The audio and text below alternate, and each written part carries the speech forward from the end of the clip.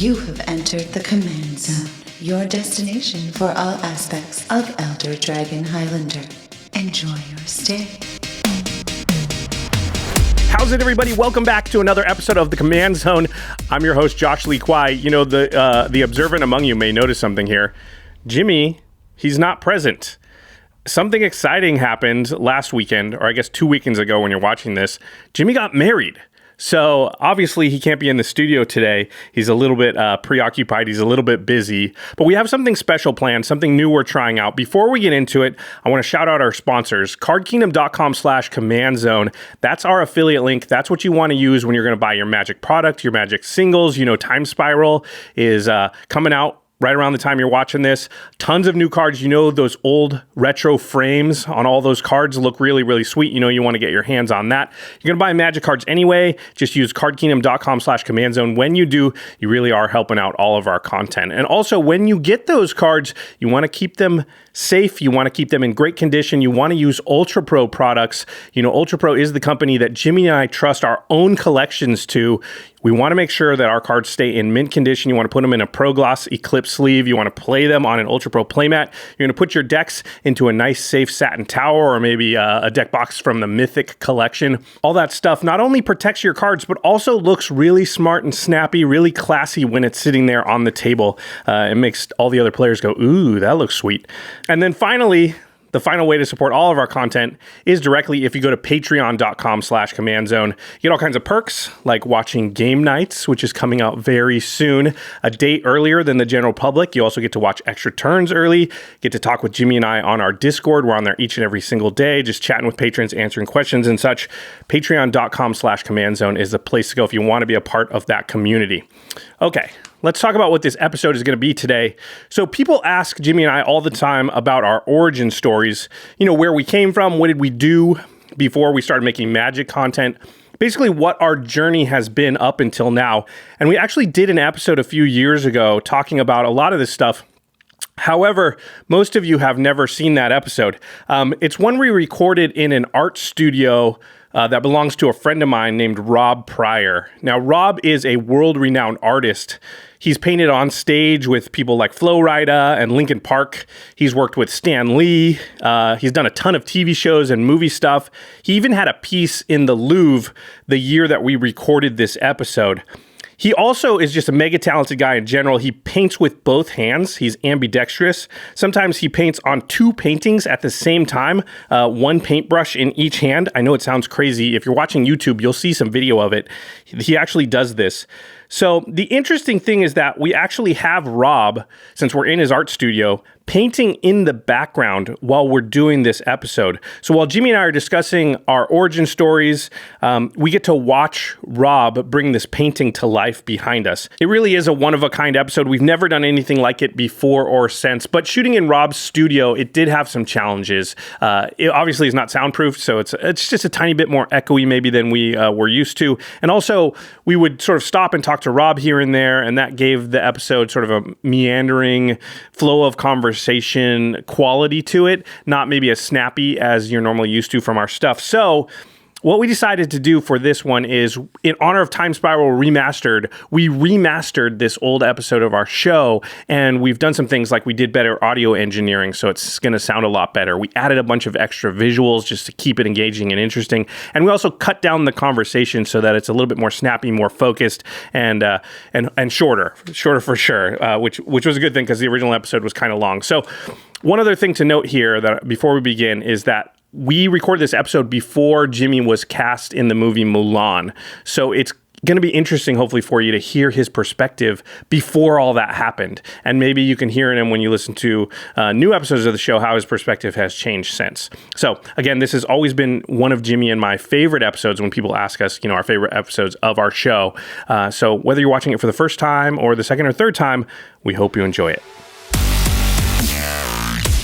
So a lot of you might know me as an actor. It's what I started out in Los Angeles as originally. I've been in a lot of different shows. I've made YouTube channels over the years. I'll just give a quick breakdown of what I've been in. The biggest thing I've been in is a show called Video Game High School, which Josh worked on some of the trailers for. That's how I actually originally met Josh. It is a series that was created by my brother and his friends, and it's on Netflix, it's on YouTube. It's about an alternate reality that's set in the same timeline as where we are right now, but video games are sort of the main sport of the world. I call it the Harry Potter of video games. I play the Ron Weasley-esque character in that show. That's so true. Over 3 seasons, and it was a blast. It was sort of how I got my first big acting start. Before then, I had been in a couple of movies, and I joined the union and stuff, but that was what really pushed me into a more of a larger spotlight. And let's not downplay it here. Video Game High School is basically the biggest web series that's ever been created. Ever, yeah. View-wise and yeah, the number of views per episode are in the millions. It's basically of similar scale as far as the amount of people that watch it as like Mad Men or something. Like it's very, very big. Yeah, I would suggest you guys check it out if you enjoy video games and sort of like cheesy, fun humor. I also did music on YouTube for a full year. That's where I originally made like the first viral video doing that. And past that, I made a cooking show called Feast of Fiction that still exists today. And in the last year and a half, I've been working a lot with Riot Games to be a host for a lot of their community content and collegiate content. And that's basically my career in LA up until now. This year is sort of like, it's a grind. So every year it's not like, oh, this year I'm going to do X, Y, and Z. This year I'm actually getting, I've got more official representation. I'm signed by Gersh and I'm pitching some shows around town. That's sort of what my trajectory is this year. And I'm hoping to get a couple of shows made. So that's where I'm at right now. What about you, Josh? I moved to LA like everybody else, wanted to make movies. I did a bunch of short films. Rob and I actually know each other because he was the production designer on a short film that I talked about long ago on the show. It's called Eli. We'll link it in the show notes because it is available on YouTube. Did it about, 10 years ago now. Mm-hmm.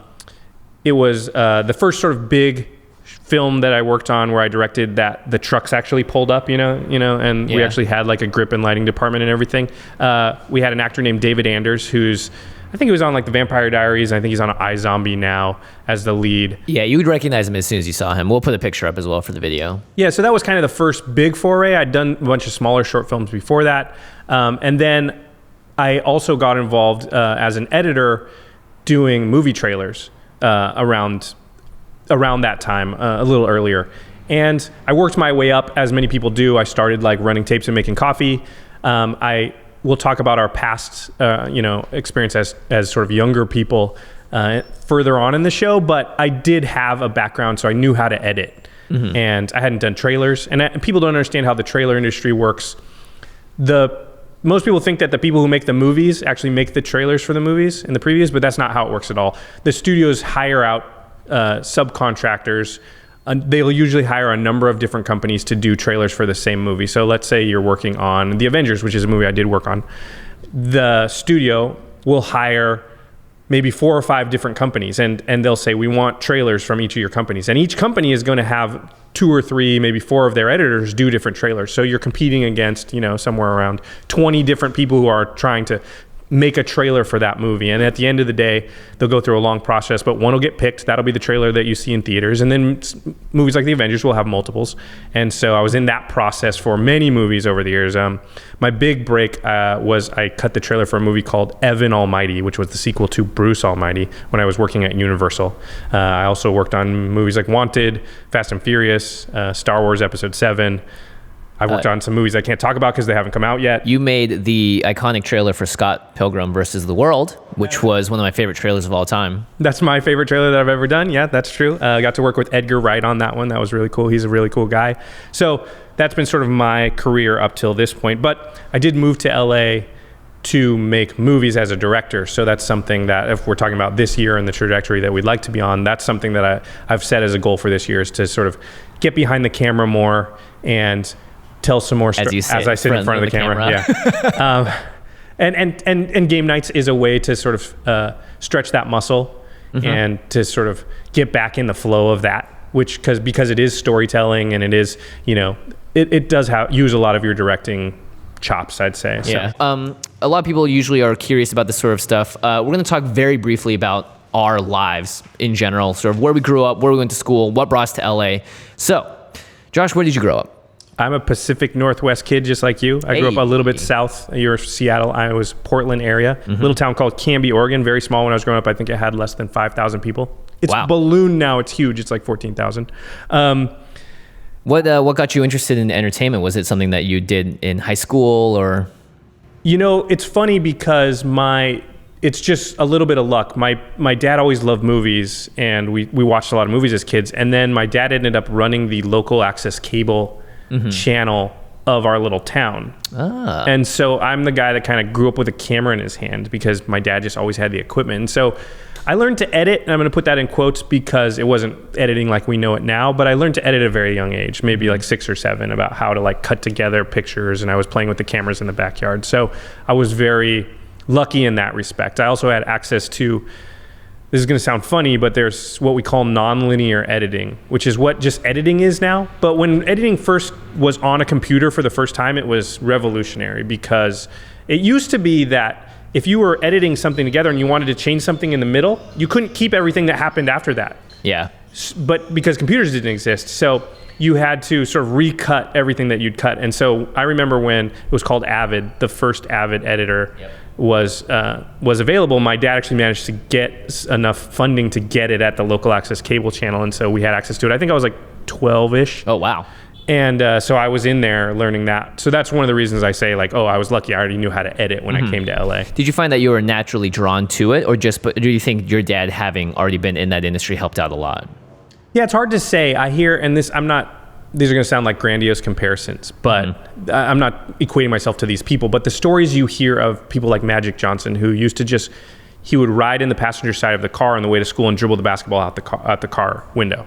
Or Bill Gates just happened to have access to one of the first early punch card systems where he could be programming school schedules and classroom schedules, actually. Yeah, and so, but that they just happened to have that available to them. I think it was at the library where he lived, or the school, or whatever. Yeah, and it was high school, actually. Yeah, and it was one of the few in the nation, and Bill Gates just happened to be there, right? So is Bill Gates a genius, or is he just a person that happened to have access to something at that age that nobody else had access to? It's hard to separate those things, and I'm not saying I'm a genius. I'm just saying that I don't know whether or not I had a natural gravity towards that stuff, or whether just access to it sort of gave me that. But I do know that I always wanted to, quote unquote, make movies since I was, an early teenager, for sure. Yeah. So how about you? The thing is, I don't want to say the acting thing because the stuff you're involved in is so much more than that. But was getting involved in the entertainment industry and the creative business something that always was in your mind as something you wanted to do, or did you sort of fall into it? It definitely was something I fell into, I think, from a young age, and just going back to looking at like me being in like my preschool musical or whatever, I was always inclined to entertain more than the idea of I'm going to be in the business, I'm going to do entertainment. I was always a very, very active kid. I was very loud. I was very boisterous. And a lot of energy. So I was happy to perform. Performing wasn't something that scared me. I didn't have that sort of stage fright. Now, other things, like if you asked me to do, I don't know, like at the time, like write a paper, that would terrify me. But like go up and say something in front of 1,000 people, sure, whatever. And Freddie it was also lucky in that our dad was, he was a big technophile guy. He loved technology. He bought like the first Mac. He bought the NES when it first came out and was fascinated by all of it. And he got a camera for Freddie for sort of the family to record stuff. And Freddie and I sort of took it from him, and we started making our own mini videos at home when we were really young. We loved Star Wars, so we would take the pool cues from our like mini play pool set and film each other. And then Freddie would go in and painstakingly rotoscope every single frame and add some sound effects. Yeah, so we would have these lightsaber battles together, and that was like the sort of the first foray of us into like, oh cool, we can make our own home videos. Freddie took that a step further in high school by making a full movie and doing a lot of VFX stuff that ended up being his channel later. I wasn't as involved with the filmmaking process at that point, and I hadn't done much acting. I think I was just more of like I wanted to play video games as a kid. But when I got to college and when I got to at the end of high school, I started getting more interested in performance. And I started being in more plays because I was like, I can meet cute girls this way. And that sort of drew me into it. And I also just found that I enjoyed doing it. Like I remember doing a mini stand-up set for whatever reason at like a school auditorium thing. And the thrill I got from having people interact with me, laughing and like being able to talk to a bunch of people was something. That audience response, right? Yeah, the audience response was something I never forgot. And being so active on the internet as kids as well, I think really contributed to us being comfortable doing YouTube. I've never had a problem, trying to figure out how Twitter works or how YouTube comments work, or how to just talk with an online audience, because we were using Instant Messenger as really young kids. So what I think really drew me into it is just a combination, like you said, it's a combination of experiences you have as a kid that, it's what you know best and it's what you're most comfortable doing. And if you're able to translate that into a career, and fortunately for us, the entertainment career is something that sort of molds well into that, then you're going to hopefully enjoy what you're going to be doing later on and hopefully use what you grew up with. How about college? Did you continue this into It's funny you should mention, university? because I went to college and they didn't have a film program at the school I went to, and I didn't have a lot of money for school, so I just went to a little school, and they had a theater.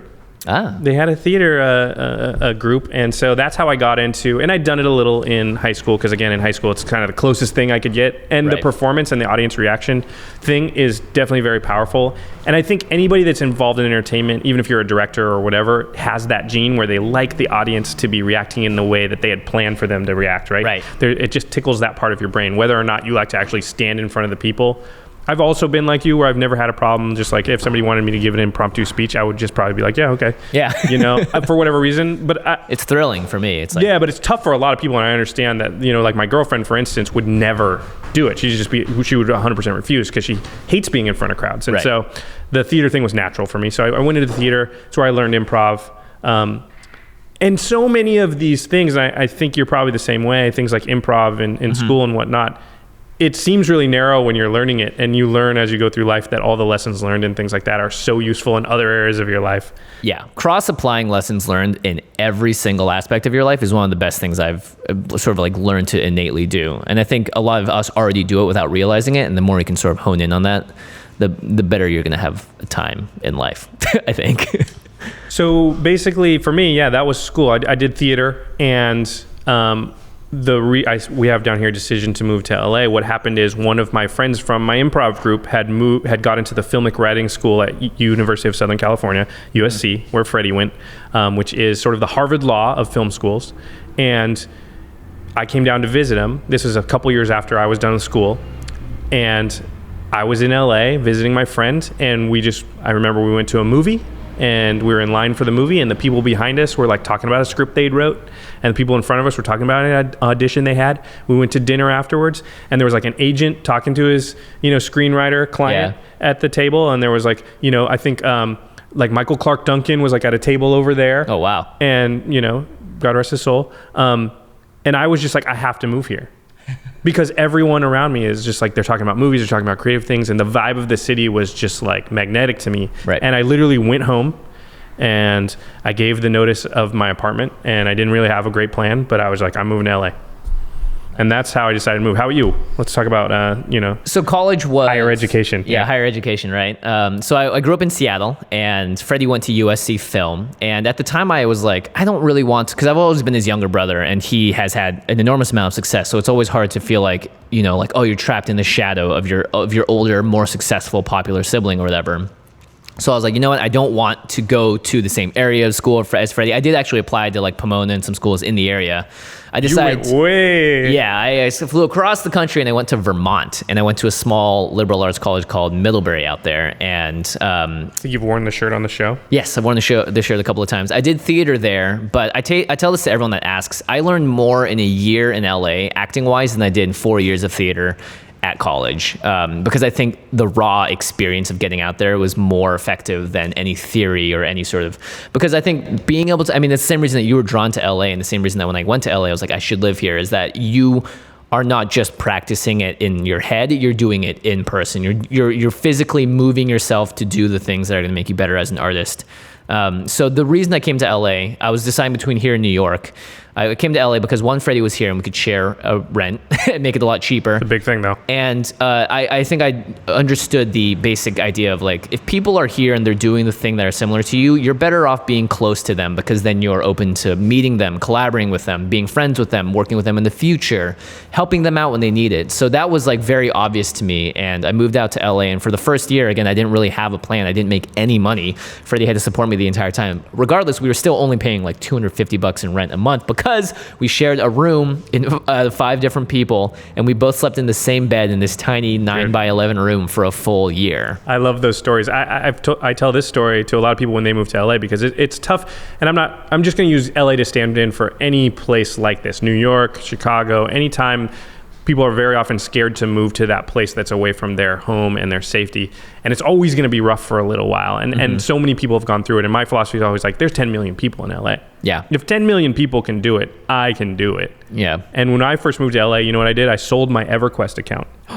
And I used that money as the down payment on the apartment with my buddy. Nice. And when we paid for first and last month's rent and security deposit, we had $23 between the two of us to our name. And we went to the grocery store because we weren't getting paid for 2 weeks. We were both waiters.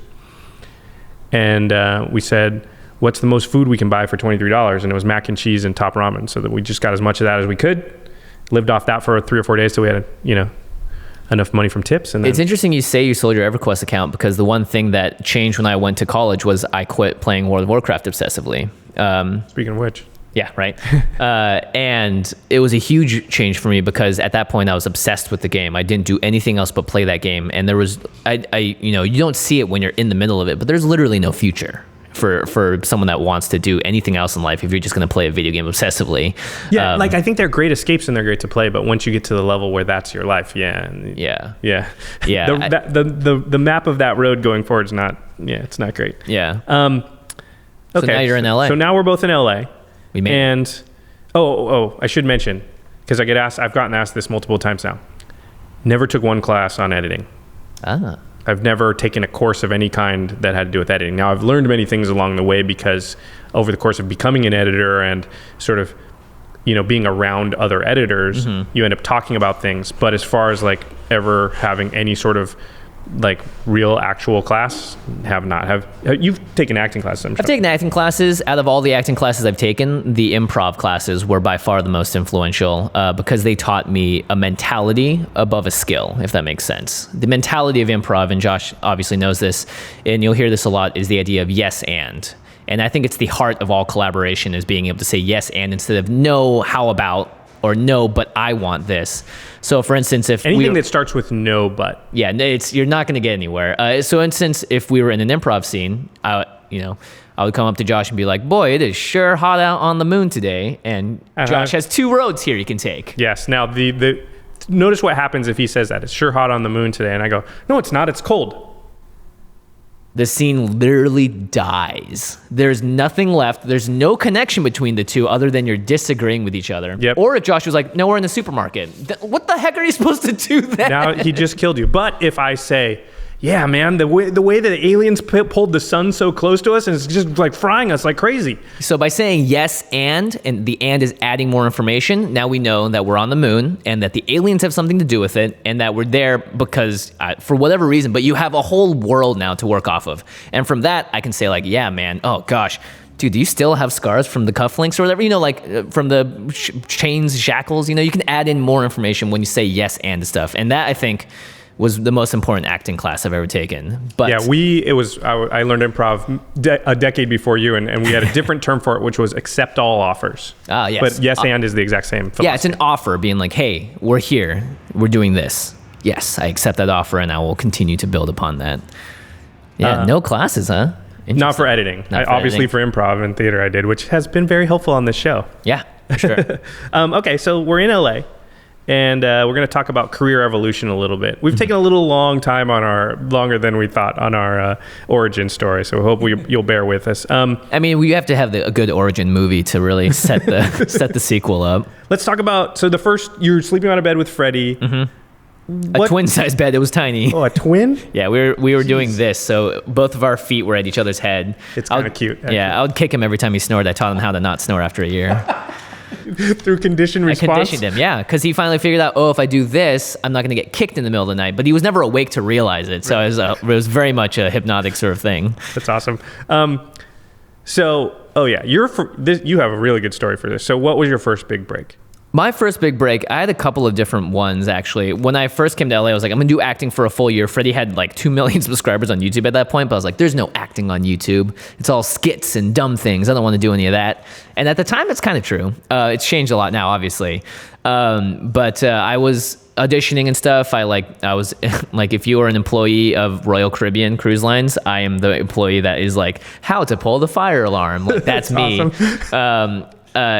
Or it might have been, I forget, it was one of the cruise lines. But after a year, I got into a movie called John Dies at the End, which was a lot of fun. I got to Still work. gets called out for this a lot. Yeah, it's I got to work with Don Coscarelli, who's a legendary sort of horror film director. He did the Phantasm series. And I met a lot of really great people and learned a lot from doing just like a few days on that set. Chase Williamson, one of the actors that worked on VHS, is in that show because I met him on that set.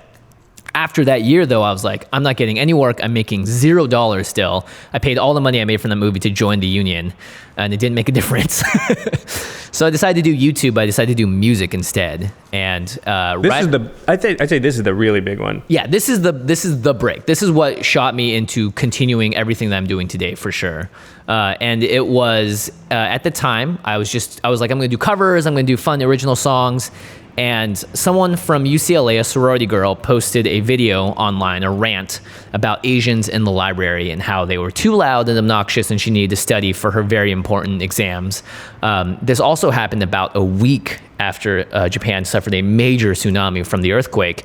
And so there was a lot of attention on Asia at that point. And she puts out this video mocking Asians essentially with a mock Chinese accent and everything. Yeah, and mock Chinese dialogue. Yeah, and I still get called that today, crazily enough, 5 years later.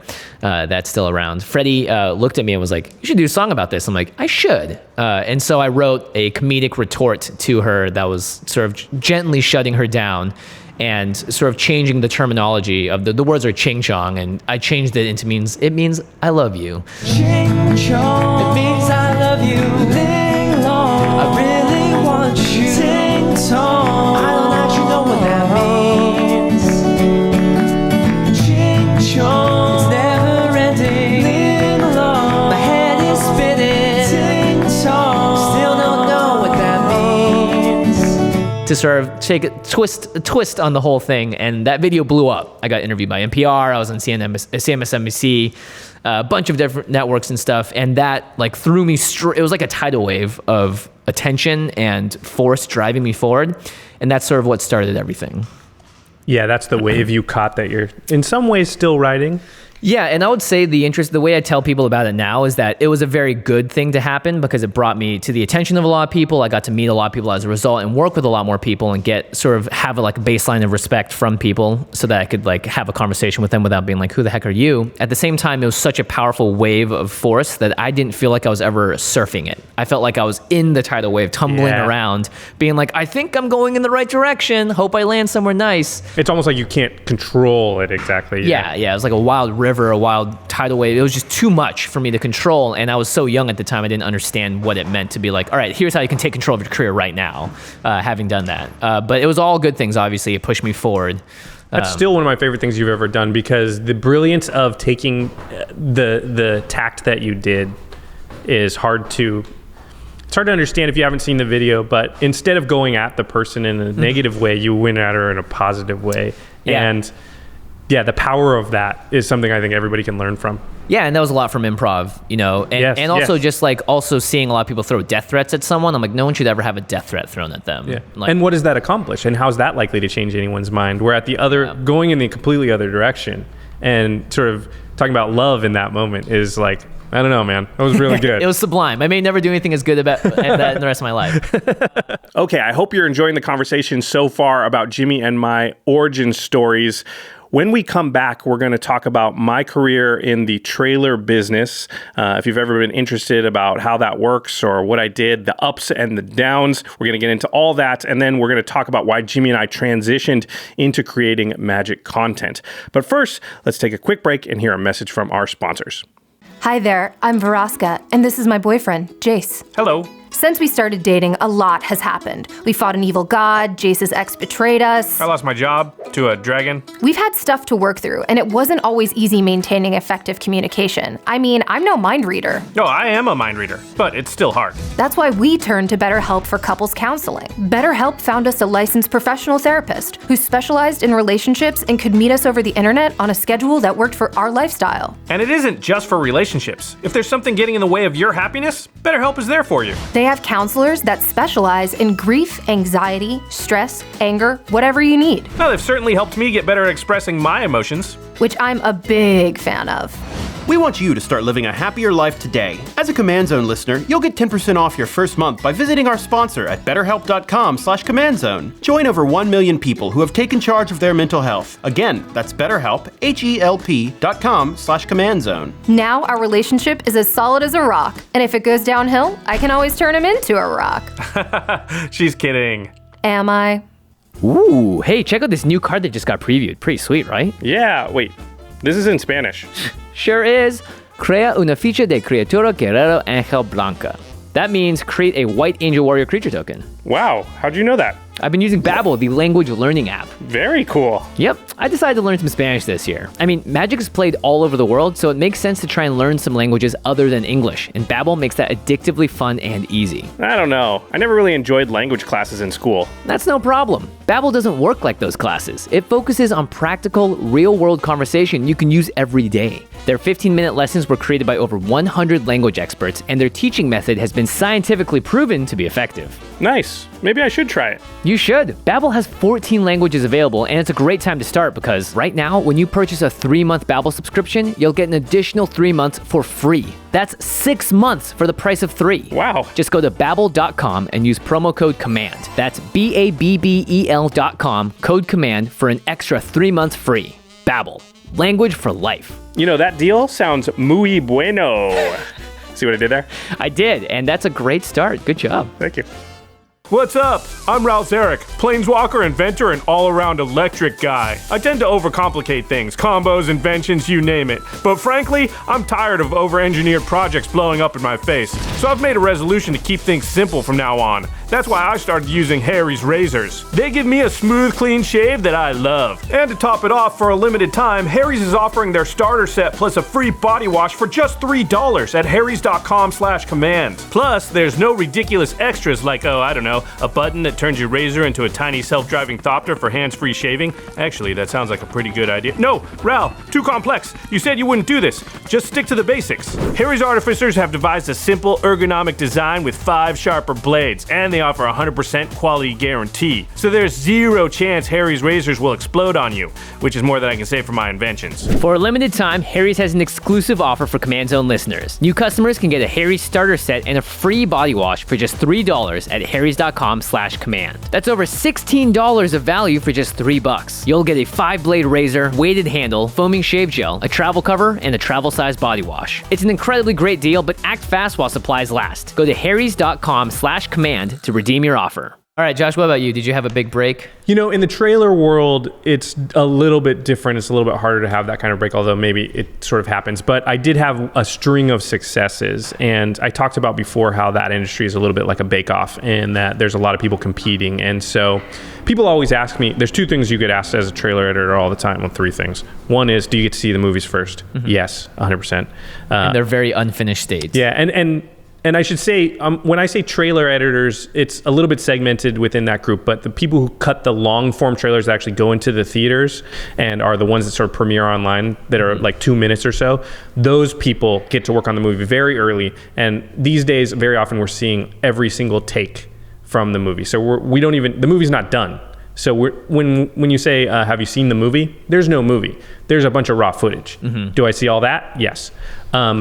Not on every movie, too. There's certain directors that only allow you to see certain things. But anyway, the other question is, why do you guys always give away the endings? This is the audience's fault. When you go into test screenings, just stop asking to see everything and then we'll stop showing it. But the problem is when people go into test screenings, they always want to know more. And so the testing numbers come back and they're like, well, they want to know more. And so you end up putting in way too much stuff. Because naturally, all of us are storytellers and we don't want to give away stuff. But the studio is sitting there going like, this is what people want. This will make them go see the movie. Put that in there. Yeah. Reshoot all of this. Spend X number of dollars to make this work for the audience that didn't like it in the test screening. So what happened is I won the Bake Off as I call it for that movie Evan Almighty, which was at the time a big movie for Universal. Didn't end up doing well, but you know, that was my first like big trailer on a big movie. And you know, I'd been competing with a lot of people and mine got chosen. And as a result, what happens just like in the acting business or anything else, they start asking for you to work on specific things after that. So we're like, let's get that Josh guy and try him to do this. And the next movie was this movie called The Kingdom, with what's his name, Jamie Foxx. Yeah. And I won that Bake Off. And the next movie was Cookies for All. Mr. Bean's Holiday. I did not know you did the trailer for that. Well, there's a lot you don't know about me, Jimmy. Yeah, it's true. And I won that Bake Off. And the next movie was Wanted. And Wanted was, I would call it my big break, but it was led by those things. I never would have got that opportunity. And in Wanted, I really was, there's a point you get to, and you probably know this too, which is when you've got a lot of success behind you, the power that you're wielding at that moment is very strong. And I think something we may go into later, but I'll go into it a little bit here, is in the creative field of any kind, there's this really interesting dynamic, which is that nobody knows anything, right? Rob's gonna paint a picture. You know, he's gonna paint something awesome. How do you know it's awesome? Right. Nobody knows. Now, I'm going to think it's awesome maybe, and Rob probably won't because he always thinks his stuff is bad, even though it's awesome. Jimmy's probably going to look at it and think, but how do you know it's awesome? There's no way to know. Now, I know when I made a basket and my team won the game. That was awesome. I know when I ran a race and crossed the finish line before everybody else, but I don't know when my painting is awesome. I just know when I think it's awesome. And so when you have that tidal wave of success coming, that momentum behind you, at that moment, so much of in the creative field, what sort of determines whether something's good or not is people's opinion of it. And people's opinion is affected by other people's opinion. And those other people's opinion can be the creator of the thing. And so when you're in that position, which I was with Wanted, where I had a lot of momentum and I wanted to get things done and I had strong opinions about how that movie should be marketed, that was a point in time in which people were listening. And, you know, I was a force at that moment, right? So I got to do cool things like write a speech that Morgan Freeman eventually read. But that was kind of, I would say, the moment where at that moment, then it became like, let's get Josh to work on every movie we can. And Josh then moved into his $2 million house. And that's not how the trailer business not works. How it works, yeah. Yeah, but that was, I would say, my big break. That's when they started getting me to work on.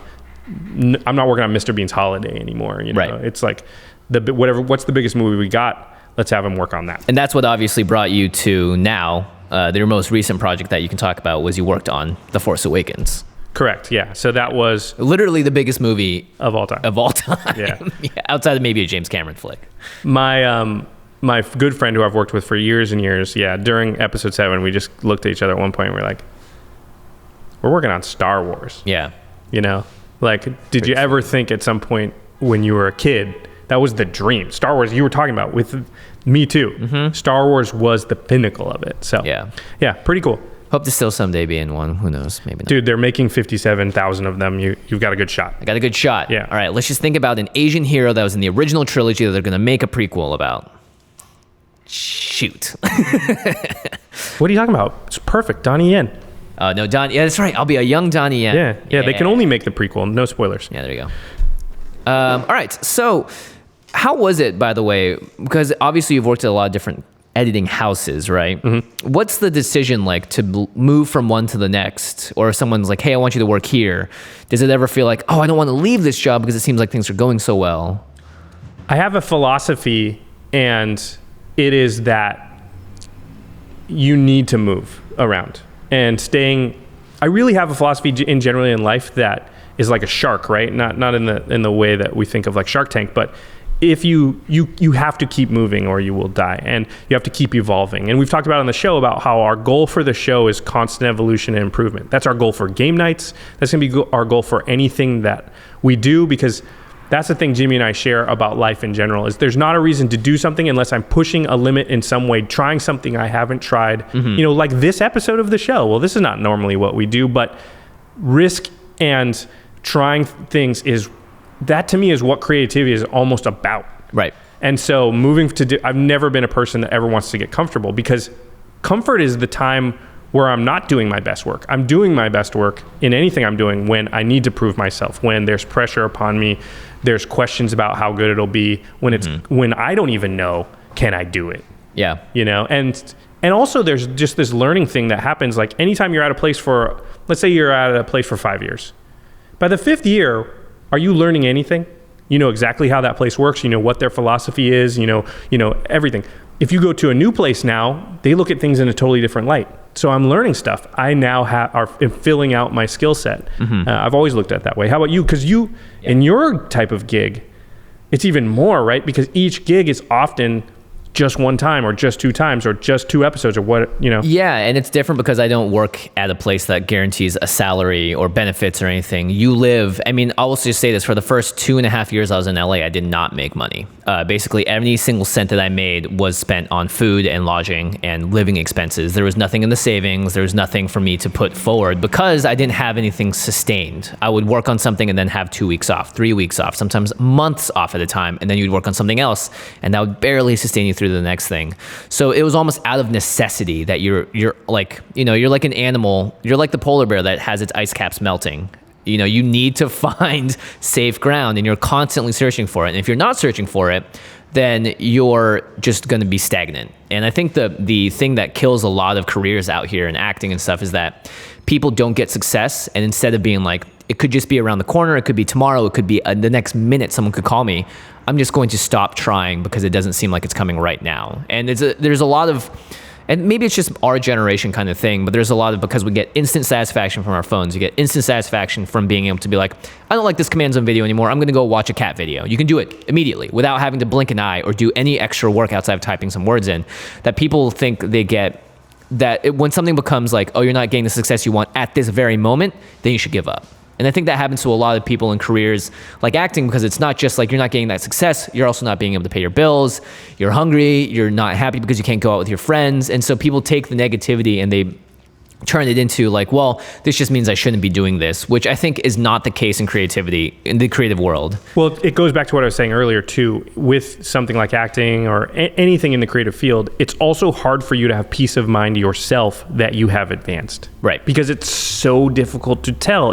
If you're a painter and you painted a painting and you think it's good, but nobody else does, and then you do another one and the same thing happens, and you do another one, in a couple years down the line, you could look at it and be like, have I improved? You probably have, but how can you tell? And that, I think, is really discouraging to people. I don't think that this generation thing holds a lot of weight. I think it's just always been the case, is that perseverance. If you could give one single trait to your kids, if it was me, it would be 100% perseverance above everything else. I would rather have a kid that's not as smart as another kid, but has more perseverance. I think that's the number one trait that will give you success in any field, especially the creative field. And you don't think that, right? Because you think creativity is some kind of spark, some kind of thing that like some people got struck by lightning and they can, you know, they can't draw stick figures, but they can do this. Right. I guarantee you, Rob has put in so much time into what he knows how to do that's a huge part of his success. Now, is there innate talent? Of course there is. Like, I could maybe never have become a painter, but that doesn't mean I couldn't be successful in the creative field. Yeah, and I think perseverance is a very good thing to, I think, espouse in terms of like just overall perseverance in any field whatsoever is important, because putting the hours in work-wise is more important than anything else. And that's something that my parents worked into me coming from a pretty strict household, because it was all about, you are the person that's going to determine your own success always. Like, other people can congratulate you, other people can say you're bad, but at the very end of the day, it's down to you to do the work and to make the thing that's going to happen. Because I personally, if I look at myself critically, I don't think I'm a very creative person. I think I'm just a very, very hard-working person that puts myself in positions to make creative decisions when I get to it, if that makes sense. Like, I don't think, and that's part of being an artist too, is learning to fully understand the scope of what you can and can't do. I know that I can put in the man hours to make something look good, and I can learn from the best and use the skill set that I have of persevering and like putting the hours in and watching tutorials and stuff. But at the end of the day, I don't know if I could personally sit there and make something up from nothing, right? Like that's not a skill set I have. Like for instance, when I drew a lot as a kid, I was always very, very good at looking at something like that chair or this camera and drawing exactly that. I could mimic it one-to-one very well in my, like right here, but I wasn't creating anything. And that to me didn't say like, Jimmy, you're not creative, you shouldn't do anything in the creative industry. It said, Jimmy, this is your skill set here. You're very good at taking something and making something out of it. And some people are better at taking nothing and making something out of it. And it's all very different, but at the end of the day, the one thing that ties all of us together is the ability to persevere and do a lot of hard work through all of it. Yep. And I Put the hours in. It's that fraud thing creeping into that little bit of like, when you peek behind the curtain, it's not what you think it was. If people look at people like Rob, sometimes people like you, Jimmy, because to hear you say that, I laugh, right? He's not a creative guy. It's laughable. It's hilarious. There's no way it's possibly true. And yet he believes what he just said. And I feel sort of the same way. And that's laughable too. Because when you're the person that's behind the curtain, you see the machinery and you understand like, it's not magic like we thought it was. But to people on the outside, it does. What Rob's doing, it looks mystical, but it's not. I mean, he's moving around like a mystic, that's for sure. But it is built on the same principles of hard work and learning all these things and learning all the techniques and borrowing and stealing from where you do and putting it all together in your own way. Yeah, I believe a lot of artists have said this, but Dali is the one I think most attributed to it, whereas bad artists copy, great artists steal, or good artists copy, great artists steal, which is the idea that like, you can sit around and copy stuff all day, but the real people that make real stuff are the ones that steal an idea and then do something to it themselves to either improve on it or change up what it is exactly. And I think if you look behind the curtain, and this is why I love magic as well, the actual idea of magic and magic tricks, and that's what the whole idea of filmmaking is that it's movie magic for a reason. And that if you go on set and you see how they actually do something, for me, that doesn't take the magic away. It makes the magic understandable, which is really exciting to me. I think everyone should watch The Prestige if you have a chance. It's a great movie about magic, and a lot of Christopher Nolan's movies are about filmmaking in the film itself. Inception is very much like that as well. But it's a great way to learn, sort of figure out like, oh, I understand how the behind the curtain idea. Okay, let's talk some big picture stuff now. We've detailed sort of what our lives have been up to this point. What drives you, Josh Gleikwai, every day to get up and do the things you do? Yeah, it's an interesting question. I saw that written on here. I'm not exactly sure how to answer it. I think a little of it is that audience reaction thing. Mm-hmm. You know, it's that connecting to your audience and having them, like Game Nights is a really good exploration of that, which is just the response has been really good.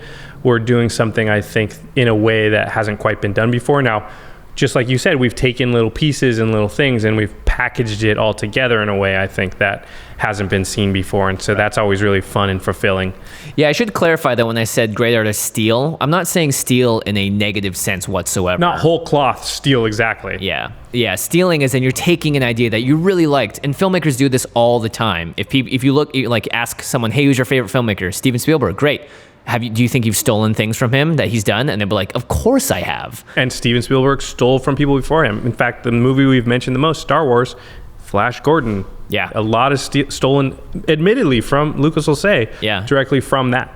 Yeah. And it's effective because it's been done before in a lot of ways too. So when I say steal, I'm not saying in a negative sense. In fact, when you're filming something, you'll say like, hey, can we cheat this? Can we steal this shot? And you're using those terms because it's like in magic, you're always trying to get an edge in any way whatsoever. And oftentimes that is one of the ways to get it.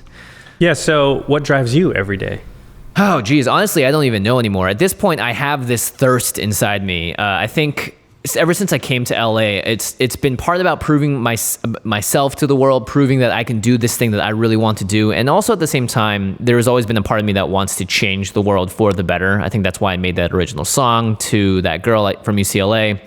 I think for me, the Asian American representation in Hollywood, I think is still just completely unacceptable. I think you can name many famous black actors, Hispanic actors. Even though they're underrepresented too. Exactly, and European actors, and we're all minorities, you know, but at the same time, why aren't there major Asian names outside of like 3 or 4, right? I always ask people this question, and it always baffles me that people didn't realize this before, but how many times have you seen Jet Li or Jackie Chan kiss a girl in a movie?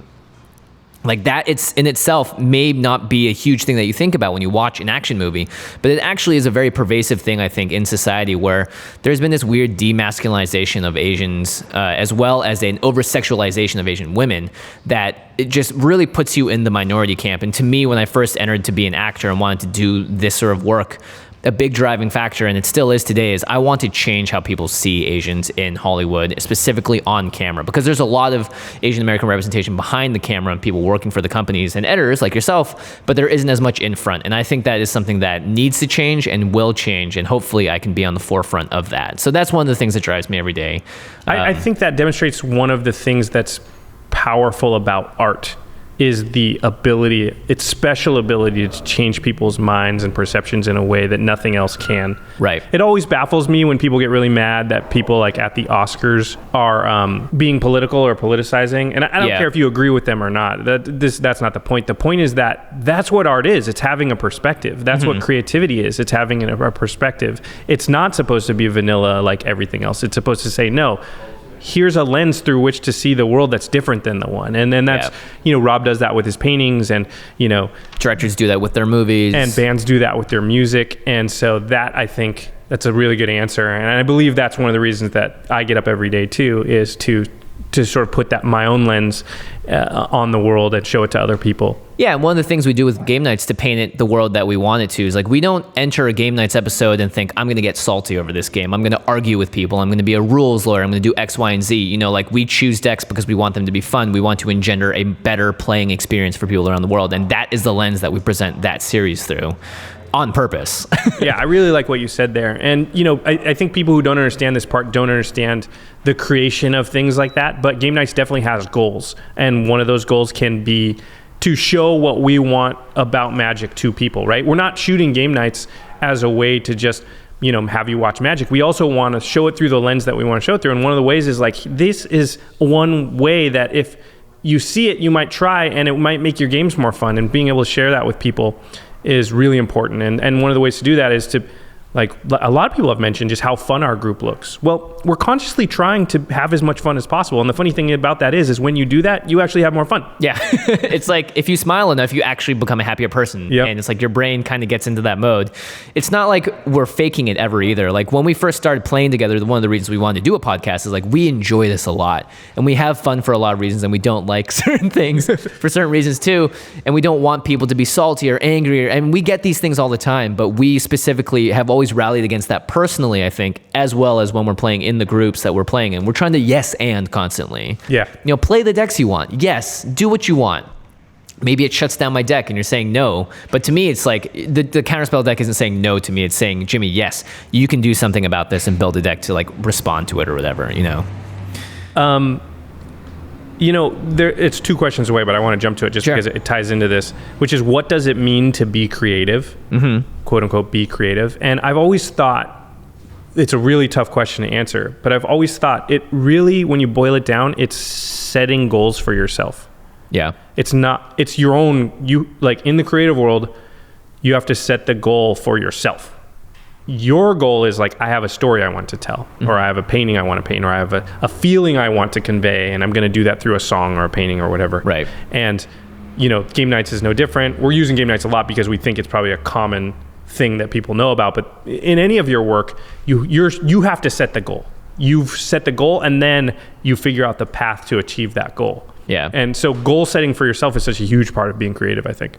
Yeah, I like that a lot, setting a goal and being creative in the ways that you get to that goal as well, because this can apply to a corporate environment, which is like, hey, I really want to get this promotion, or hey, I really want to make sure that at the next meeting, this idea that I have goes through.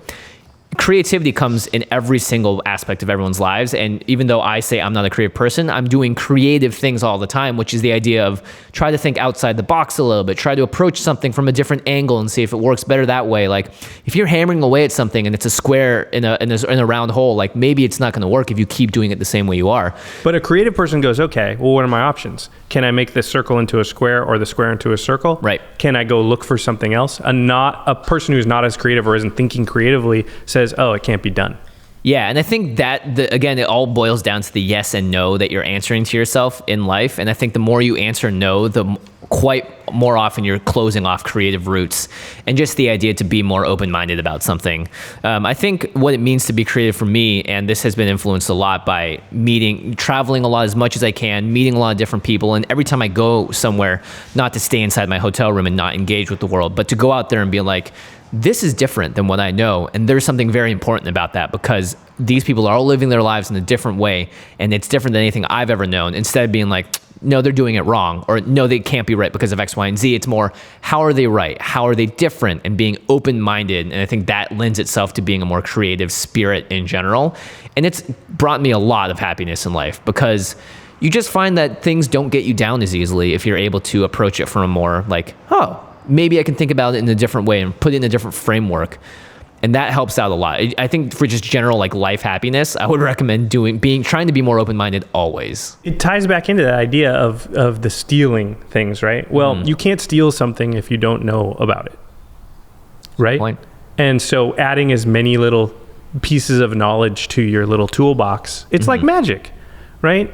If I build a toolbox deck, what's in there are all the pieces that I might need in different moments. Well, you can do that in life too, but you can't have things in your toolbox that you just don't know about. And so pushing yourself outside your comfort zone and, experiencing things that maybe it would be easier to just sort of shut the door and not go out when you're in a strange town and you're there for some other business, but making yourself go out there and experience things puts things in your toolbox that you can pull out for later. Yeah. I really like that. I think as gamers and as people that are more prone to be shut inside than going outside, it's tough for a lot of people to sort of get this mentality really solidified in their life. And I think that is something that we have to look out for constantly, because, if I stayed in my room and played World of Warcraft for the rest of my life, I may have limited social interaction with people, and that is going to affect the way that I look at the world. And it's something to just be wary of, like, hey, sometimes I need to look at myself and be like, I'm being the problem here because I'm being stubborn, or I'm refusing to admit this or do whatever. And a lot of times it's really tough to get to that realization without being open-minded to the idea that, one, it's okay to be the problem. It's okay to not be the person that fits in or does something perfectly the first time. Like, it's life. You're going to be around for 70 to 90 years. If you make one mistake in this week of this day, think about the percentage that's going to take up your life. Are you going to let that become you, or are you going to grow from that and become something more outside of that? We're all a work in progress. Yes. All right, so let's go back to, do you know why you do what you do? I think this harkens back to the same idea of originally it was a lot about validation. I needed it because, I was a younger sibling. I felt like I didn't get it that as much, always being in the shadow sort of my older sibling. From that, it turned into, I need to not just validate for myself. I want to validate for the entire race that I represent, and sort of the entire idea of, we're a new generation of filmmakers. We're a new generation of content creators. I want to make sure that I'm going out there and putting my best foot forward, because I'm a representative of a larger whole. That's why you'll see me rail against certain things on Twitter all the time, is because I think they're doing a really piss poor job sometimes of representing the community that I'm a part of and I helped build, and I will not stand to let someone else tear that down, and not, or at the very least, make sure that people know that there are people that stand against something that I don't think is right. I think that's really important, and I do that through art, and I do that through my words, but I think that's why I do what I do. Yeah, this is another tough question, because like I mentioned earlier, this sort of audience reaction is a big deal, but I also, people ask me what I want in life, and my usual answer is just creative satisfaction. For myself. I just want to feel good about what I've done. Yeah. And I'm one of these people that I do care about the audience reaction, but I want them to have the reaction that I want them to have, because that validates what I've done as far as I've properly set that up. Like, if there's a joke in game nights and it is funny and people like it, then it's like I've accomplished that. Right. It's not that I want people to laugh. It's that I want them to have laughed because at that moment I thought that was the right thing for the story. It's a weird thing. It's a very satisfying thing. And I think that's 100% why a lot of film gets made. It's why comedy exists, is you're there to make other people laugh. Yeah. You think it's funny, but really the satisfaction is knowing that you can bring a little bit of that to someone else with an active choice you made. But it could be make them scared. It could be make them on the edge of their seat. It could be make them, sad. It could be all the things for whatever the story needs at that moment. But that my own creative satisfaction is fulfilled by things like that. And I think that ultimately that's really what I'm after. It's just that feeling at the end of the day where you're like, yeah, I pulled that off. All right, so do you have these sort of like overarching lessons that you've learned over doing things over and over again, repetition-wise? It could be very specific, as in like in editing, I always know that now that this is sort of the right thing to do, or it could be more broad. It's funny because the quote that you bring up about the copy, you know, good artists copy and great artists steal. Right. I have a quote that's a go-to quote to mine that I think about constantly, and it was from Miles Davis, and he said that the difference between a good musician and a fair musician is that a good musician can play whatever they think of. Mm-hmm. And the difference between a good musician and a great musician is what they think. And the funny thing about sayings like this are they evolve over time. And I don't know what Miles Davis meant by this quote, right? Uh-huh. I've never met the man, obviously. Miles Davis, if you don't know, one of arguably the greatest musicians of all time, jazz musicians, trumpeter. Yeah, maybe the greatest jazz musician of all time. I don't want to get into that argument. One of, yeah. So at first it meant to me the lightning bolt thing, that some people have talent. Oh. You know, some people were touched by God or struck by lightning or Tinkerbell or whatever you want to call it, and they just have more talent than the rest of us. Those are the great musicians. Right, because they just think differently than other people. But as I've grown older, I've realized that no, it means if I'm striving for greatness, the problem is often how I'm thinking about it. Mm-hmm. And I can change how I think. Right. And it's being able to change how you think that will make you great, not having an innate thought process that's different than somebody else's. It's just not getting caught. Right.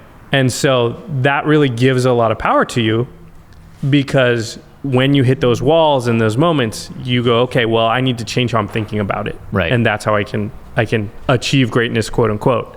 And so I don't know if that's a lesson I've learned along the way, because long ago in editing, I passed the point of fair to good. You know, I can pull off, I feel like I'm sure Rob feels this way about painting. You probably feel this way about acting, which is that if I'm called to do something, I can do it. Mm-hmm. So if somebody said, we need to make this more fun, no problem. We need to make this more scary, no problem. We need to blah, blah, blah. I know how to do that. Now, the difference is knowing when to do what. Right. And how I'm thinking about why. And that's the difference between good and great. And so... And that, by the way, is not just like you wake up and you get it. That's like a literal lifelong struggle of learning these kinds of lessons. Yeah, it changes daily too. And I piece by piece, I add little bits of knowledge, and sometimes take stuff away too, right? Yep. Yeah. And I'm way better at it now than I was 5 years ago. But am I better today than I was yesterday? I don't know. But that's part of the creativity and part of the fraud thing too, which is you just never know, but you have to believe that your process, you have to believe in the process of it. So yeah, important lesson learned. Just don't get caught in those thought processes. Be willing. It's why I'm always an advocate of, I'm very much let's try things that haven't been tried. Let's look to the future and not be scared of the downsides. Let's do the things. I like it if it's new. Yeah. I'm way more likely to, because I know what the old thing looks like, and you can usually go back fairly easily to what the old thing was. And it's pushing through to try the new things that's actually hard. Yeah, I think fear is a big thing there. And I think fear is one of those very double-sided edges where it's like, one, fear can encourage you to do stuff. It can motivate the human body to do incredible feats of strength and endurance. At the same time, fear is like the number one thing that sets us back, because we're afraid to bridge out to the new things. We're afraid that when we do it, it's not going to be accepted, instead of doing the Josh Lee Kwai route, which is, why not just try it? Why not see what happens before passing judgment on something? How about you? Any big lessons that you can think of? Yeah, so the first one goes back to what you said. There are a lot of things in the world that you can't change, and that as hard as you try, you won't be able to change them. I've learned this through being in relationships with people, that sometimes you just can't change someone else, and that's how it works. Most of the time, right. But if there's one thing that you do have power and you do have control over, it is right here. And obviously this varies from person to person. A lot of people are born with sometimes like a mental illness that doesn't let them accomplish the same sort of thing. They'll get trapped in the depressive state or whatever. And I think the brilliant part about being a human alive today is, like, people used to die when they were like 17 of a random disease, right? People are living to 90, 100 years old these days because of science and modern technology and medicine as well. I think one of the big things I've learned is that shame is something that happens way too often. I think we get ashamed of a lot of different things, and my depression runs in my family. There's a lot of mental illness, and there's a lot of also sort of just body stuff that I would genetically inherit. And there's a lot of shame for a lot of people I've talked to and a lot of people I've heard from that like, hey, I have this thing, I need to take this medication for it. I feel ashamed of it. And it's like, no. You are making yourself better when you're trying to fix yourself, when you're trying to actively work on yourself. And modern medicine, and my dad's a doctor, he advocates for this all the time. You are becoming a better person as a result.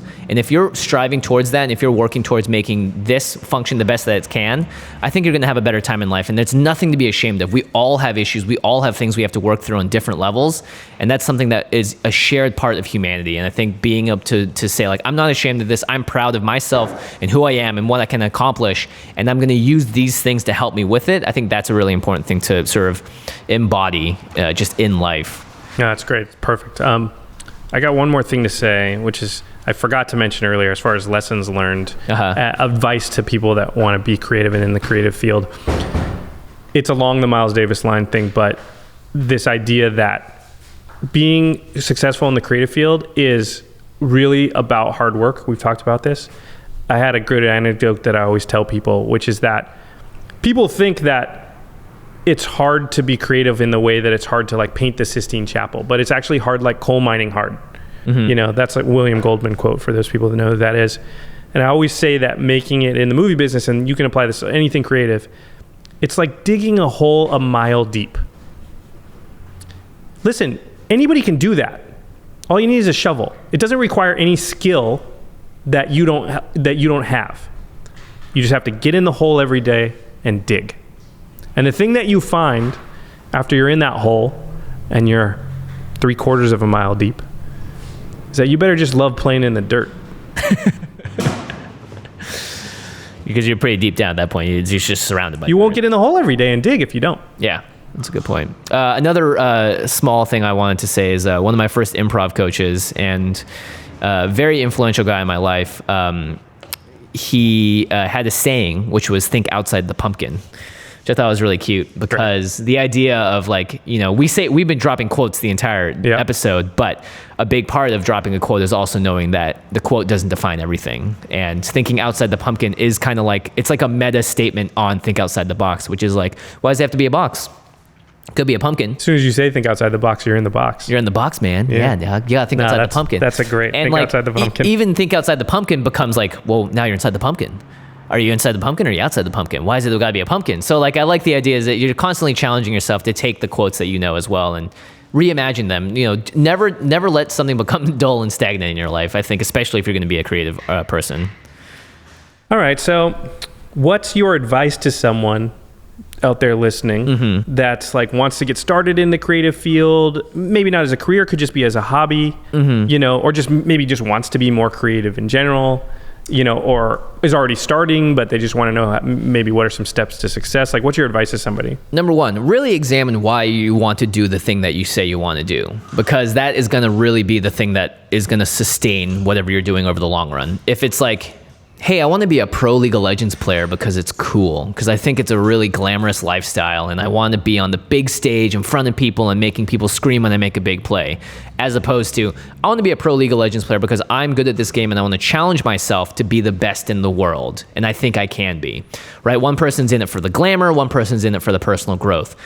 I mean, they're both legitimate things to think. I'm just saying, make sure you're analyzing why you want to do something before you want to do it, if you want to jump into a creative thing. Because I think there are a lot of times that we say to ourselves, and I've met a lot of actors like this too, which is like, I want to be famous. That's all you want to be, then you can go and murder someone and be famous, right? Like, you don't need to be an actor. Don't do that. You don't need to be an actor to be quote unquote famous. So I think if you have a more vapid sort of surface level want for something, you should really examine it and really ask yourself the tough questions, which is, why do I really want to do this thing? And if I really, really want to do it, what part of this like is the meaningful part to me as a person? And then if you go do that thing, I would suggest, if you have the liberty and freedom of choice, to choose something that you're more familiar with, something that you think is more innate to you, because it will help you get past those really first few rocky steps. So for instance, I made movies when I was a kid and I was always performing. Thus, performance came naturally to me. I wouldn't jump in and try and be an artist tomorrow if I wasn't super passionate about drawing and painting. Otherwise, it's just gonna be really hard for you to, I think, get those first crucial steps out of the way, which can sometimes be the hardest and roughest to go through, because if you don't really believe the thing you're doing, it's gonna be really hard to convince yourself to wake up and play in the dirt every day. Yeah, and that's why I think it's playing in the dirt. You gotta like whatever you choose to do. You gotta like playing in the dirt, because it's not gonna be the glamorous part for most of it. Yeah. You know. Yeah, that's a really good one. To me, I always say, you know, have your perspective.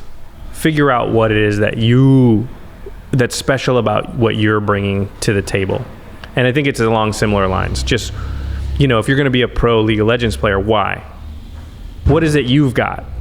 You know, are you going to jungle better than anybody else? Mm-hmm. Are you going to be the best top laner they've ever seen? Are you going to take some character that everybody thinks is bad, but you think is good? Or maybe you're not even a great player, but you're a great team leader. There you go. You got some strategies or ways you think about the game that are different than everybody else. That's the way that you're really going to make your mark, and you're going to find that creative satisfaction, is to have that thing that's the pillar of what you is really, you know, you and your personality and what you're passionate about. And yeah, passion is something you circle around, and I'm circling around too. The really big component. It's just, you know, love it. Have passion for it. Creativity is really about passion. Creativity is not very often about sort of small emotions. It's very often about big emotions. Mm-hmm.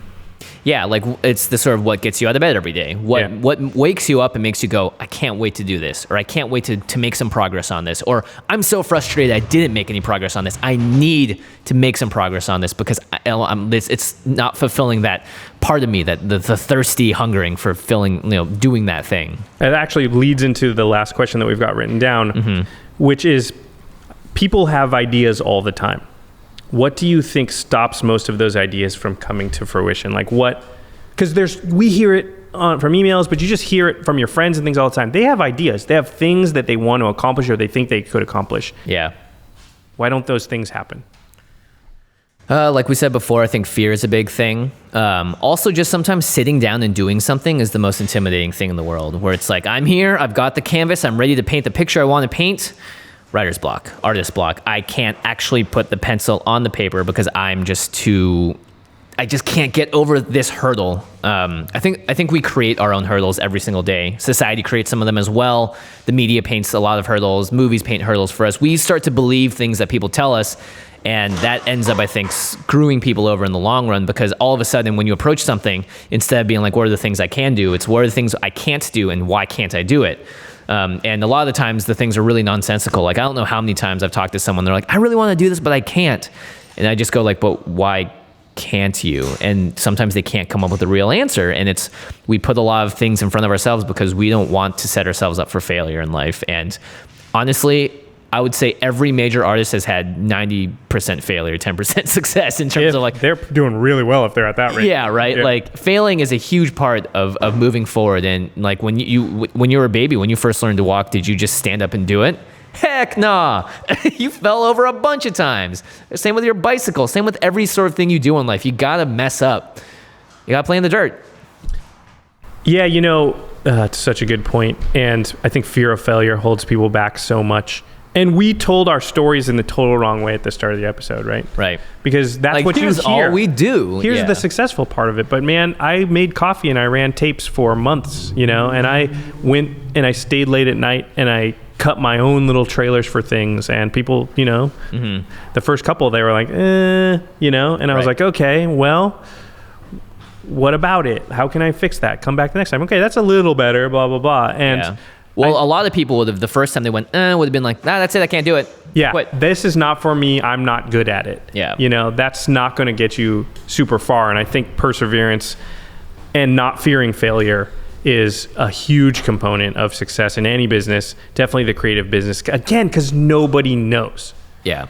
Nobody knows. They're giving you their opinion of what they think it's good or not. You don't even have to listen to them. Look at somebody like Steve Jobs, who refused to listen to anybody and did his thing. And that guy, as far as I know, did pretty well, changed the world. So I really love that. The other thing I will say is that be practical, not in the way of set your dream way out there. Not that's not what I mean by be practical. Be practical in how you can accomplish it. So if you need to, if you're going to paint a painting, set out the step. If you're going to write a book, I think this one's a little bit easier to explain. A lot of people, you hear this all the time, right? I have this idea for a story. I want to write a book someday. Okay, that's great. That's great. You're with half of the population now. You know what'll cut that down to 5% of the population that are with you? You say, yeah, and I set myself a deadline that I'm going to write the first chapter by the end of next week. Or I'm going to write the first chapter by the end of this month. You're going down to 1% at this point, I'd say. Yep. Not even 5. Yep. And you actually go, okay, that's the big view. I want to write a book. Now, let's zoom in. What are the steps I need to start accomplishing that goal? Mm-hmm. And you can set it reasonably. It's just like working out or something, right? I want to lose 50 pounds. You don't look and go, well, how can I do that in one day? You go, how do I start doing that? Well, I go to the gym tomorrow. And I only go for 15 minutes, you know? And eventually I'm going to work that up and I'm going to have lost 50 pounds after X amount of days. Yeah. It's the same thing with creative endeavors. It feels like you want that bolt of lightning, that magical moment. That's not really how it works. It really works in setting yourself the deadline and saying, you know what, I'm going to write the first chapter by the end of next week. Right. You're going to have, and I think a lot of people have this like jealousy or envy and think that because someone else has the spark, that they're never going to be able to do something similar or on that level. And like, sure, there's going to be a Mozart born once every 1,000 years, but that doesn't mean that the other 99.9% of people that are doing amazing things in that field all were born that way. The hours had to be put in for it to happen. And honestly, like, take a look at your life. I think this happens to everyone where we are told no all the time. And you need to see how often that no affects how you make your next decision. Like when you're a little kid and you're like, I want to paint a zebra. And they're like, well, but today you cannot paint a zebra because no, you know, and you're like, oh, well, okay, I guess I'm not going to do that. I mean, even if that moment doesn't like, you don't think it affects you over the long run, sometimes these things really burrow into your head and become parts of our personality and being like, I can't do that because of X, Y, and Z. I'm going to make the reasons up now because earlier in my life, or something happened where someone said I couldn't do this for whatever reason, and I believe them to the point where I can never sort of like go over that hurdle. Don't let that happen. You know, that reminds me of something that I am constantly telling myself all the time when I'm making movie trailers, when I'm cutting game nights, and I literally say this phrase in my head, which is, there are no rules. Because your brain will fight you so hard to say you can't do that. And I literally tell myself, no, there are no rules. Yeah. Like, I want this moment to work in this way. You can't do that. No, there are no rules. The only rule is when I look at it, do I think it's good? Yeah. That's the only rule. Because that's how you get to the great part of what Miles Davis said. You don't worry about rules. Mm-hmm. You worry about, what am I accomplishing? Am I happy with it? Do I have creative satisfaction? Yeah. Somebody tells you you can't paint a zebra. It's painting. There are no rules. Do whatever you want. Yeah. I mean, I think the reason that I love watching movies that surprise me or movies that break the mold, like Cabin in the Woods is one of my favorite horror movies in a long time, because it was like saying, hey, the horror movie world has a lot of rules. Let's make a movie where we break all of them and show them. Let's be meta about it. There are no rules. There are no rules. Look at Rob. He shoots Windex onto his painting. He just throws paint at it. Talk about being creative right there. Like, closes his eyes sometimes. There are no rules. And of course, it took him a long, long time to really refine all these processes. And that's the only hard and fast rule for me, which is like, you want to get something, you better put the freaking work in. It's not easy, but hey, that's how it works, man. I had a great, I had a teacher, mentor type boss at one point who had been an editor, but had moved past that part of their career and was overseeing a lot of editors at one point. Mm-hmm. And the thing that she told me that really I keep to this day was, she said, listen, like, you can't control when your great ideas are going to strike you. You hope that it's a lot, and, you know, maybe more talented people, it'll happen more often, but it's a percentage thing, right? Mm-hmm. You know, a really talented person's going to have 30% of their ideas are great, and, you know, a normal person, maybe it's 15%, but that doesn't mean they don't have great ideas sometimes. You can't control when or not that happens. The only thing you can control, and this is for editing specifically, is just knowing the footage better than anybody else. Right. And allowing those great moments to start, because you can't make connections between things that you don't know exist. And so what she was telling me was like, listen, don't worry so much in each given moment if you're going to come up with that brilliant thing. Worry more about doing the hard work, which is watching all the footage, cataloging it, making sure you know everything that's available to you and everything that you might be able to mix together. Right. And then that's going to give you just the greatest chance of coming up with those brilliant ideas. And I think that you can take that lesson and you can apply it to anything. In that, just be prepared so that when that brilliant idea can come, you can take advantage of it. Yeah. Hindsight is 20/20 in acting auditions. You almost always walk out and being like, oh, I should have done it like that. Well, maybe you could have gotten there if you spent a little more time preparing on the front end, right? Like that is definitely, knowing the footage, knowing what you're working with, putting the work in. Again, play in the dirt. In the dirt. It's not glamorous, and it's, the glamour comes. But that's great, because anybody can do it. Yeah, that's the big thing. Like the sparks of glamour are there, but that's not what I go for. I go for the thrill of learning something, the thrill of being in the grind, Clint talks about filmmaking as going to war with your friends every day. And by the end of it, you're making a movie, you're toughing the weather out, you're figuring out how to feed everyone, you're making sure everyone's comfortable and also challenging themselves at the same time. It's a great way to look at it, I think. Movie making is a battle, man. Yeah. Rob and I are still friends to this day because he was in battle with me on that movie. So. All right, to the listeners, what do you do and how has your life helped inform your decisions? I don't want to make this thing like I do this cool thing, I do this cool thing. I don't care about that. I just want to know how you got to where you are. If you're satisfied, if you want to push yourself forward, or if you like being in that current job and like you find different ways to have a creative output or to flex your muscles in a different way. I want to know what's held you back, what's pushed you forward. Please tweet at us.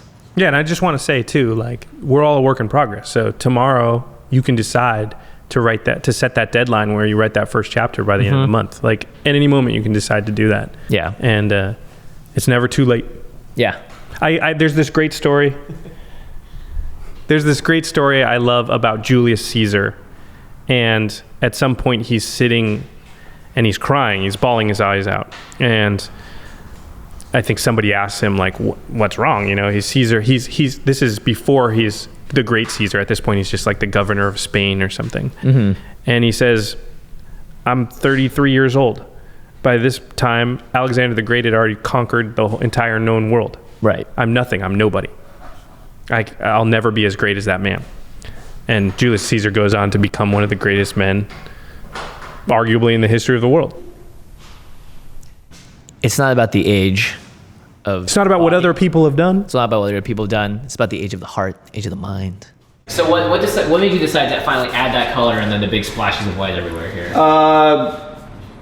I don't know. I literally looked at it and I started seeing the splashes of green and I was like, yeah, it doesn't speak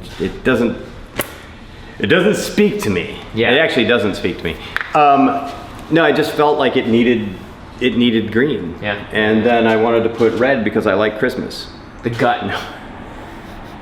Yeah. Clearly Christmas, but yeah. Were there any particular moments on this painting that you talked about sort of changing plans sometimes or changing things? Was there anything in this painting specifically where like, you did something, you didn't like it, or you changed something, or?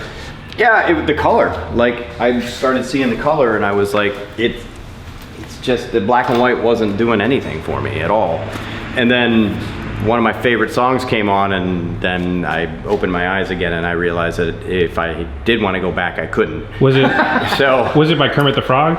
It was Kermit the Frog. So many songs about rainbow. Sorry. I know, it was Kermit the Frog singing More Human Than Human by Zombie. It was a weird version, but it's one of my favorite. I mean, what happened as a result is clearly fantastic, though. Oh man, thank you. And yeah, once I put the green on, I was like, well, he's got red lips, because if I leave those black and white, well, that's just stupid. Right. And then another song came on, and that's what happened with the white. And then I realized I threw white where I didn't want it, so I went in, did some things. So there was a little correction and stuff. It's not all just what goes on is on. No, absolutely. I mean, there's sometimes, it's just clearly, there we go.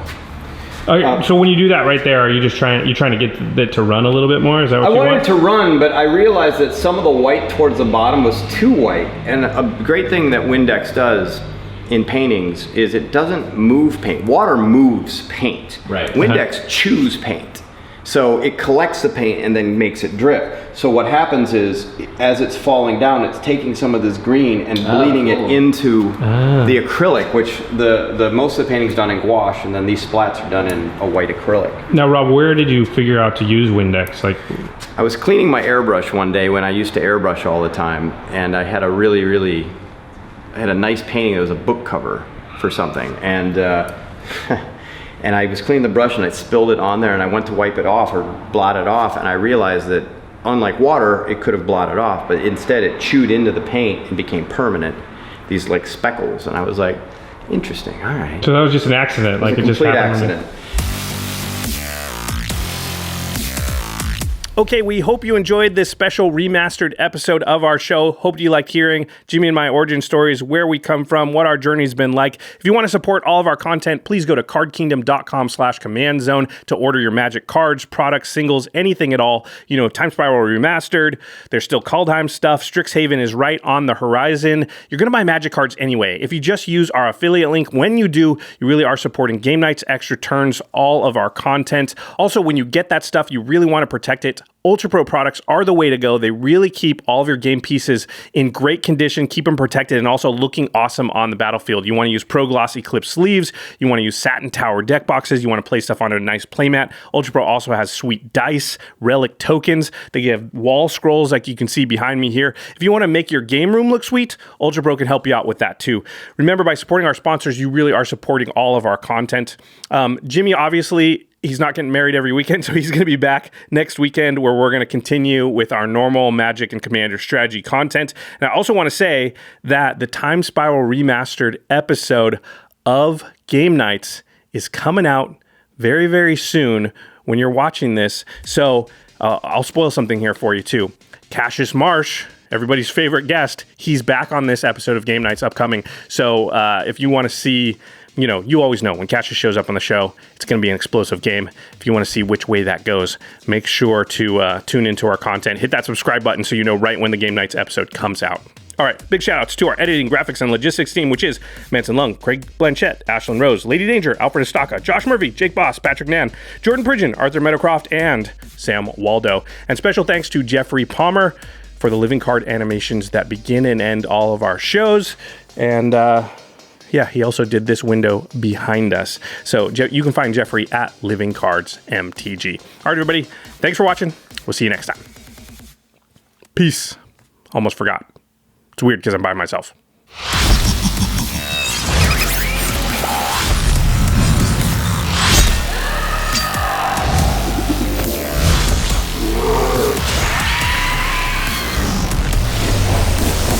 Thank you for your attention.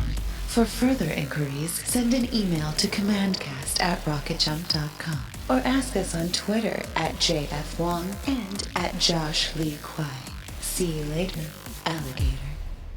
Greetings, humans.